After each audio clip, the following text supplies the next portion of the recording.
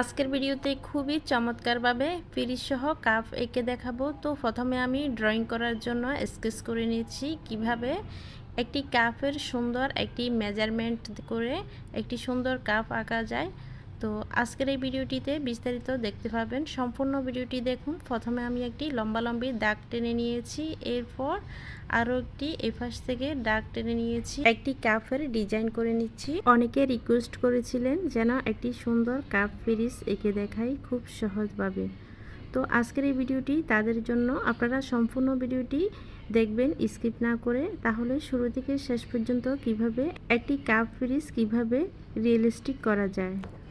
আপনি যদি নতুন হয়ে থাকেন আমাদের এই চ্যানেলটিতে, তাহলে সাবস্ক্রাইব করে যাবেন, পাশে থাকা বেল বাটনটি অন করে রাখবেন, পরবর্তী ভিডিওর নোটিফিকেশান সবার আগে আপনার কাছে পৌঁছে যাবে।